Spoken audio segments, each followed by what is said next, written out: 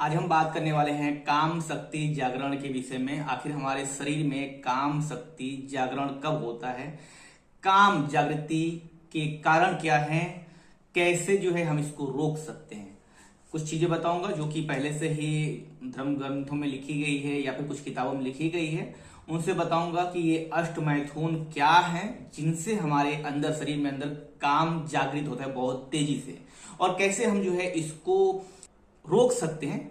रोकने का मतलब ये है कि इसको संचित कर सकते हैं। बहुत हम रोक तो सकते नहीं, शारीरिक क्रिया है, पर हम इसको संचित करेंगे तो हमारे शरीर में ही ये और अद्भुत कार्य करेगा। हमें स्वस्थ बनाएगा, हमारे शरीर को पुष्ट बनाएगा, हम बहुत बलवान बनेंगे। इसके साथ ही हम बलवान के साथ ही बुद्धिमान बनेंगे, बुद्धिमत्ता हमारे अंदर बहुत ज्यादा आएगी, तो हम जीवन में इससे काफी सारे फल प्राप्त कर सकते हैं। तो बात करेंगे यहाँ पे कि आयुर्वेद के अनुसार मनुष्य में 4 मूल प्रवृत्तियां हैं। प्रवृत्तियां क्या है भाई? एक है भूख, दूसरा है प्यास, तीसरा है नींद, चौथा है कामेच्छा। प्रवृत्ति का मतलब क्या होता है ये समझ लीजिए। भूख हमें बार बार लगती है। एक बार हम खाना खाने के बाद ऐसा नहीं है कि हम दोबारा पूरे जीवन में खाना नहीं खाएंगे, यानी कि हमें भूख लगती है, ये एक प्रवृत्ति है। भूख लगती है तो हमें खाना खाना ही पड़ेगा।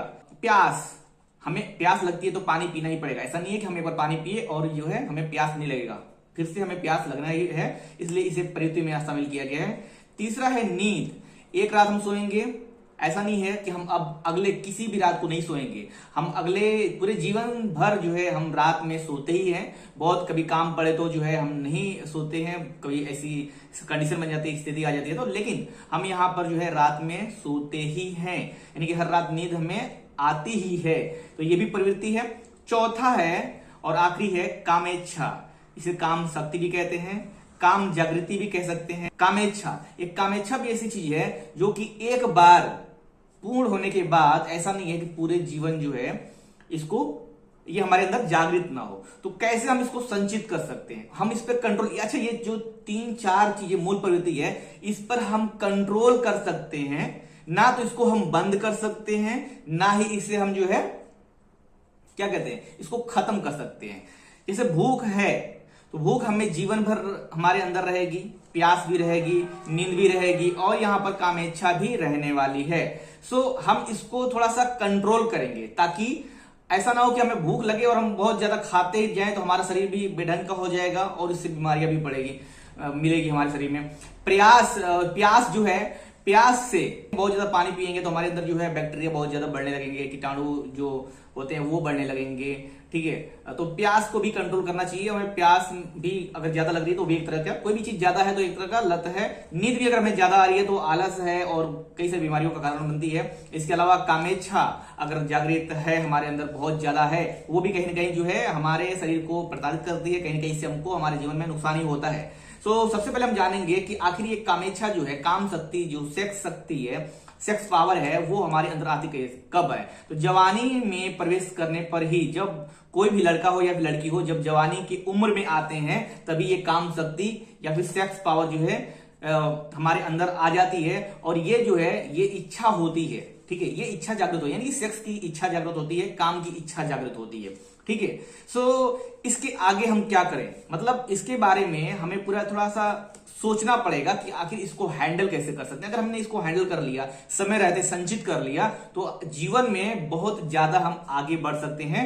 ना कि हम इसको फालतू में वेस्ट करें, गलत संगति में या फिर बुरे मित्रों की संगति में, बैड फ्रेंड्स की संगति में, या फिर कुछ अनाप समाज कार्य करने के चक्कर में, या फिर सोशल मीडिया पर फालतू के फोटोस वीडियोस, या फिर इस तरह की लड़कियों से बात करते समय हम इसको फालतू में वेस्ट करें। तो ऐसे में वेस्ट नहीं करना, इसको हमें संचित करना ताकि हमें इसका लाभ मिले, हम बहुत स्ट्रांग बने, मेंटली फिजिकली दोनों तरीके से।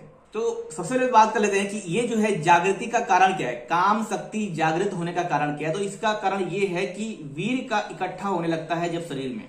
ठीक है, जब शरीर में वीर्य इकट्ठा होने लगता है तब जाकर हमें हमारे शरीर के अंदर काम शक्ति, सेक्स पावर बहुत तेजी से असर डालने लगती है और हमें प्रताड़ित करने लगती है, यानी कि हमारे ऊपर हावी होने का करती है और हमें सेक्स करने की इच्छा होती है। कब? जब वीर्य इकट्ठा होने लगता है शरीर में।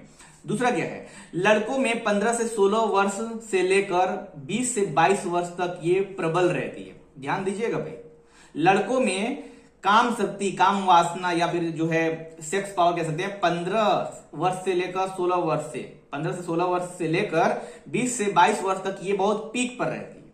वहीं पर लड़कियों की बात की जाए तो लड़कियों में 13 वर्ष से लेकर 14 वर्ष से लेकर 17 से 18 वर्ष तक जो है ये काम अग्नि प्रबल होती है, यानी बहुत कह सकते हैं बहुत ऊर्जा रहती है उस समय शरीर में। ठीक है, इस समय काम शक्ति को संचित करना चाहिए, ऐसा आयुर्वेद के अनुसार दिया गया है कि अगर हम जो है काम शक्ति को संचित करते हैं, अगर हम इसे शरीर में इकट्ठा करते हैं, ब्रह्मचर्य का पालन करते हैं और सात्विक तरीके से रहन सहन सादगी से रखते हैं तो हमारा शरीर और प्रबल जो है स्ट्रोंग हो जाएगा। हम कोई भी मेंटल फिजिकल डिसीजन ले सकते हैं, कोई भी कार्य करने में जो है हमें सफलता मिलेगी। इस उम्र में अष्ट मैथुन से बचना चाहिए। ठीक है, ऐसा लिखा गया है आयुर्वेद में।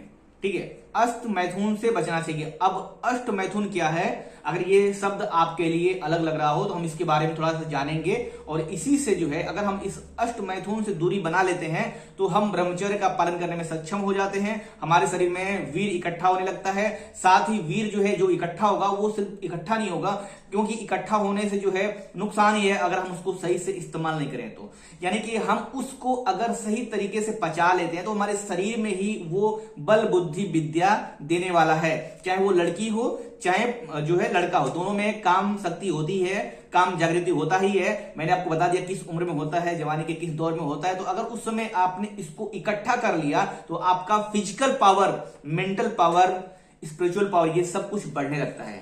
ठीक है, सो ये कैसे होता है, जब हम अष्ट मैथुन के वश में आ जाते हैं। अष्ट मैथुन क्या है ये जानना बहुत जरूरी है। जो लोग ब्रह्मचर्य का पालन करना चाहते हैं, जो लोग वीर की रक्षा करना चाहते हैं, जो वीर नाश से बचना चाहते हैं, जो वीर बढ़ाना चाहते हैं लेकिन परेशान, उनके लिए अष्ट मैथुन के बारे में जानना बहुत ही इंपॉर्टेंट है। अष्ट मैथुन क्या है, ये अष्ट से मतलब है 8 और मैथुन का मतलब समझ लीजिए मैथुन। अष्ट मैथुन इसमें क्या है कि सिर्फ ये नहीं है कि भाई संभोग है वही मैथुन है।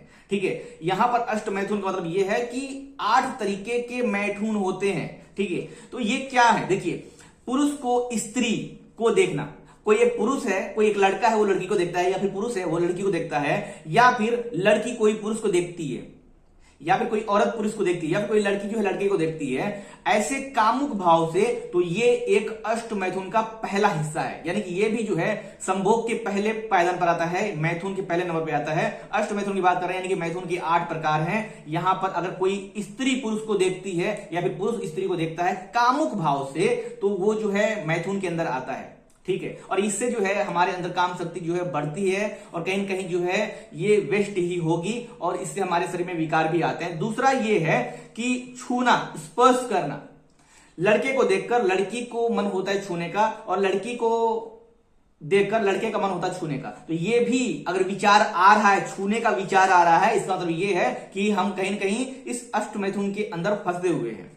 तीसरा, एक दूसरे के साथ खेलना, अगर कोई लड़की है उसको सब खेलने का मन कर रहा है और या फिर कोई लड़का है उसको देखकर कोई लड़की खेलने, उसके साथ खेलने के मतलब प्रयत्न कर रही है, तो इस आप देखते हैं ना जो है फिल्मों में दिखाया जाता है कि 2 लड़का लड़की खेल रहे हैं। ठीक है, आजकल तो फिल्में मतलब बर्बादी का ही कारण बन रही है। ऐसी कुछ फिल्में जिसमें जो है बहुत ही अश्लीलता दिखाई देती है या फिर नग्नता दिखाई जाती है, तो ऐसे में तो एक दूसरे के साथ खेलने की भावना भी अगर आ रही है तो वो काम शक्ति की भावना ही है।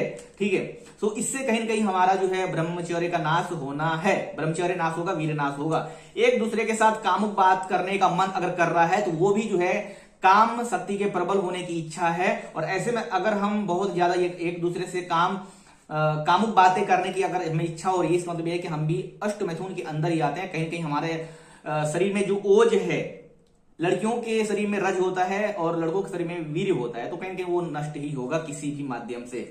ठीक है, एक दूसरे, 5वां है एक दूसरे के विषय में चिंतन करना। कोई लड़की है वो लड़के के विषय में चिंता कर रही है, कोई लड़का है वो लड़की के विषय में चिंता कर रहा है, जो है गुम है या फिर उसके बारे में विचार कर रहा है या फिर जो है चिंतन मनन कर रहा है, उसके बारे में सोच रहा है, ऐसी कुछ बातें कर रहा है, तो उसके मन में कहीं ना कहीं काम शक्ति जो है प्रबल है और वो भी अष्ट मैथुन के पार्ट में यानी कि 5वें नंबर पर यहां पर पड़ा हुआ है। 6वां क्या है, अब वासना पूर्ति के लिए वो लड़का उस लड़की को जो है प्राप्त करने का प्रयत्न करेगा या फिर ट्राई करेगा। वासना पूर्ति के लिए ये ऐसा काम लड़का करेगा, और ऐसा नहीं है, कुछ केस में लड़कियां भी करती हैं। ठीक है, लेकिन ज्यादातर केस में जो है लड़का करेगा। लेकिन इसमें लड़का लड़की को छोड़ दिया जाए तो जिसके ऊपर काम वासना हावी होगी, ठीक है, जो अष्ट मिथुन के चंगुल में रहेगा, जो वासना के चंगुल में रहेगा, वो ये कर सकता है, डिपेंड नहीं करता वो लड़का है या फिर लड़की है। तो वासना पूर्ति के लिए अब जो है, अगर कोई लड़का है तो लड़की को प्राप्त करने के लिए प्रयत्न करेगा, या फिर जो है कोई लड़की है तो लड़के को प्राप्त करने के लिए प्रयत्न करेगी, ठीक है। लेकिन ये जो है उनके अंदर आती है भावना जो अष्ट मिथुन से पीड़ित होते हैं। 7वां, स्मरण करना, विचार करना। स्मरण करने का मतलब ये है कि याद करना, किसी को याद करना, मतलब ये, मतलब इसको अगर कामुक भाव से कोई किसी को याद कर रहा है, याद करने मतलब ये नहीं है कि हम तो बहुत सारी चीजें याद करते हैं, भगवान का भी तो मंथन करते हैं हम, ऐसा है। लेकिन अगर हम किसी को कामुक भाव से, लड़की है तो लड़के को, या फिर लड़का है तो लड़की को कामुक भाव से अगर हम इसको विचार करते हैं या फिर चिंतन स्मरण करते हैं, तो भी वो अष्ट मिथुन का 7वां पिलर है, यानी कि 7वां पार्ट है। इसके भी चुंगल में हमें आने से बचना चाहिए। 8वां क्या है? 8वां वही लास्ट है, संभोग करना, सेक्स करना, ठीक है। अब ये लास्ट वाला भी, ये लास्ट सबसे लास्ट में आता है, यानी कि इसके पहले 7 है, इसीलिए इसको बोला जाता है अष्ट मिथुन। इस उम्र में, यानी कब कोई लड़की है तो उसे 13-14 वर्ष से लेकर 17 से 18 वर्ष तक की उम्र में इस अष्ट मिथुन से बचना चाहिए। और अगर कोई लड़का है तो उसे 15-16 वर्ष से लेकर 20 से 22 वर्ष तक की उम्र में अष्ट मिथुन से बचना चाहिए। तब उसका वीर्य, अगर लड़का है तो वीर्य संचित होगा, वीर्य इकट्ठा होगा और वो बलशाली बनेगा, बुद्धिमान बनेगा, स्पिरिचुअल आध्यात्मिक बनेगा। अगर वो लड़की है तो भी वो लड़की है तो भी उसका शरीर जो है बहुत बलशाली बनेगा। इसके साथ ही जो है उसकी मेंटल पावर है, मेंटल एबिलिटी है, वो भी स्ट्रांग होगी। इसके साथ वो भी जो है आध्यात्मिक रहेगी, ठीक है। तो ये कुछ जो है काम जागृति के कारण मैंने बताया आपको, अष्ट मिथुन के बारे में बताया कि कैसे जो है शरीर में काम शक्ति जागृत होती है, कैसे हम इसको संचित कर सकते हैं, इसको सही कार्यों में लगाकर हम और ज्यादा बुद्धिमान, बलशाली बन सकते हैं। वीडियो अगर अच्छी लगी हो तो लाइक कीजिए, कुछ पूछना चाहते हैं नीचे कमेंट कीजिए, आगे इस टॉपिक पर और ज्यादा वीडियो चाहते हैं तो इस चैनल को सब्सक्राइब कर लीजिए। साथ ही हमें जो है कमेंट कर बताइएगा कि आपको ये हमारा कार्य कैसा लग रहा है।